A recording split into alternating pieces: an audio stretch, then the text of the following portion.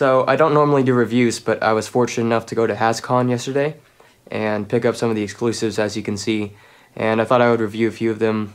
First off, this power bank Optimus Prime, because I'm really excited to open this guy. So first off, we have the packaging. It's pretty neat and minimal, just says Transformers, and we got some silhouette graphics on the back.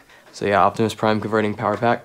So if we take off this top here, then we get the inner box has some cool art of him transformed. Optimus Prime converting bank.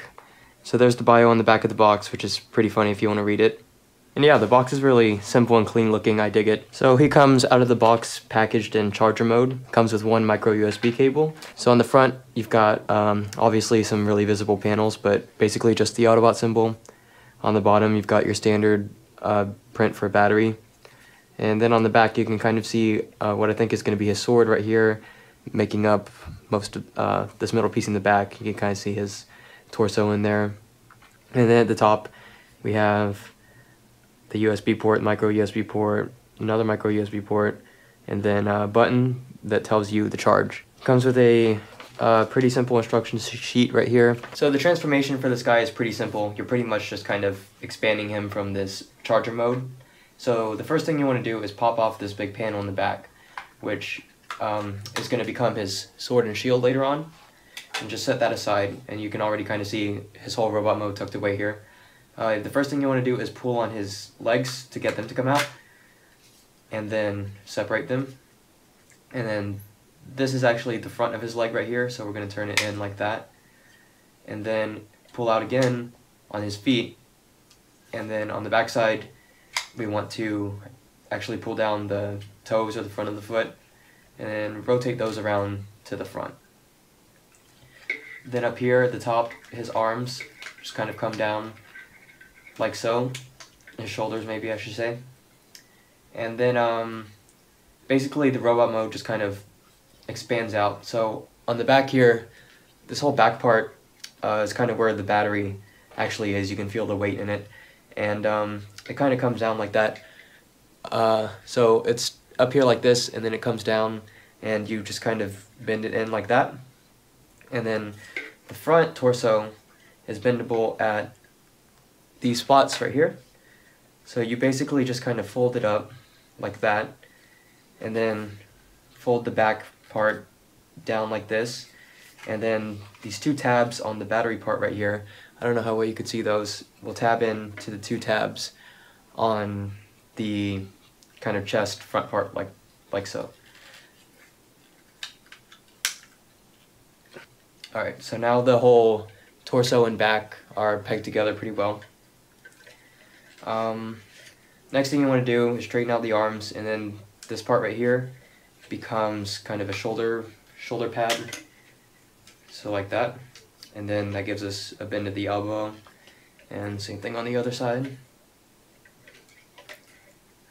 Yeah, alright.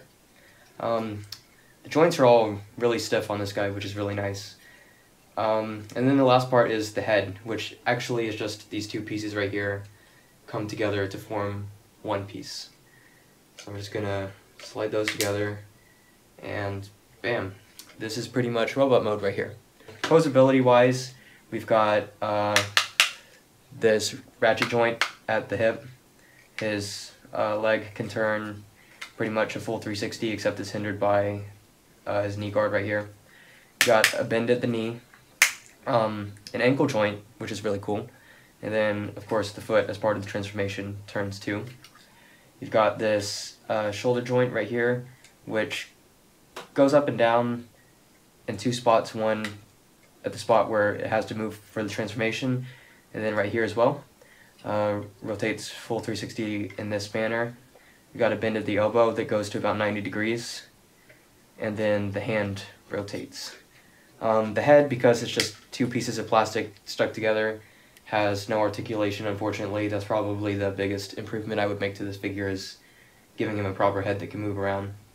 But yeah, it's got pretty good articulation for kind of folding up into that nice little battery. So the next thing we can do is give him his sword and shield. So the sword just pops out of the shield like so, and it fits nicely into his hand right here. Either hand, but on the box it shows him holding it in his right. or in the instructions actually, on the box he's holding in his left. And then this part, it's not a very good shield, but if you turn his hand to face outwards, like that, then you can kind of peg this part of the shield into his hand, like so.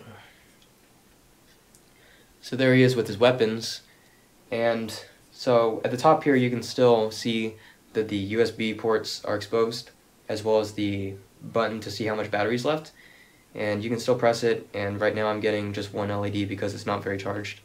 But the cool thing is when you press that, his eyes also light up at the front. So hopefully, yeah, you can see that pretty well.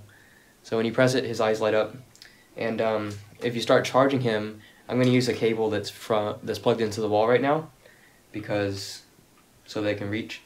But yeah, this is just my phone charger, and I'm going to plug it into the micro USB port at the top, and he's going to start charging. So if you want his eyes to light up forever, you can kind of just plug them into the wall and they're going to flash like that.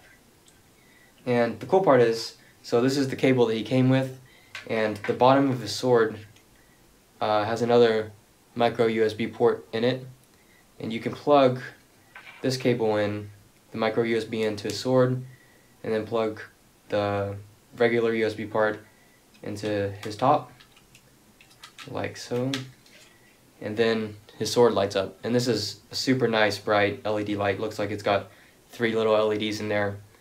I was really surprised to see how bright this is. It's definitely really cool looking. You can tell that it's shining way brighter than his eyes and it's really illuminating the desk and everything. So that looks pretty awesome. You have to tilt his hand a little bit like this so that he can hold his sword, so that his kind of armor plastic arm doesn't get in the way of this cable. But yeah, that's him with his sword in his hand, which is pretty cool looking. You can also, the instructions say you can take off his shield, and if you do this, you can see that it's got these 2 kind of hinged wing parts on it. You can take those off and put them on his back right here. So the instructions show to do it like so. Up here. And in the instructions it calls these battle wings. Kind of doesn't do that much since he's already got these big shoulder pads, but it's kind of a cool design if you don't like the shield, which, like I said, is kind of useless looking as a shield. But yeah, they don't really, they move a little bit, but they fall off really easily as well. I'm gonna go ahead and unplug the charger right now, and you can see that he's gonna start using the whatever battery he has to light up the sword. He looks pretty different from the box art, I mean, especially his chest and everything, but I'm not complaining. I think he looks pretty cool in robot mode. So another, I guess, suggestion in the instructions is to take his sword and kind of fold out the wing parts like this, and then you can put the sword in either this part right here, which is pretty loose and gives it kind of like a flimsy feel, and this part right here, which is also pretty loose and gives it this flimsy. And to use this base as like a device stand. So in the instruction booklet it shows that you can either, I guess, use it with the device on this side or this side. I don't really know what they're showing right there. But yeah, apparently if I lay it like this, I can set my phone down right here. My screen is destroyed. But it's a pretty random feature, but pretty cool, I guess, that they thought about that. And then my charging port is actually at the bottom, which you can stick the cord through this bottom if you wanted.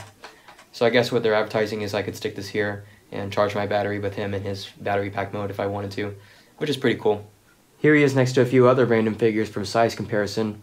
The box made him look pretty small, but you can see that when he becomes robot mode, he expands quite a bit. He's a lot larger than the box, and yeah, I like the size of him a lot. So yeah, overall I'm really happy with this figure. He's got nice construction, his LED gimmick is fun, he's a pretty decent size. I think he's worth the $50 I paid for him as a convention exclusive. I don't know how much I'll actually use him to charge my phone, but I just kind of dig the randomness of him, like an Optimus Prime that turns into a portable phone battery pack. That's kind of, sometimes I think that's what convention exclusives should be. It's just kind of really random fun figures like this. So yeah, I'm happy I bought him. Maybe they'll put him up on Hasbro Toy Shop soon sometime for those who didn't get the chance to go to the con. But yeah, that's the review for the first annual HasCon exclusive Power Bank Optimus Prime.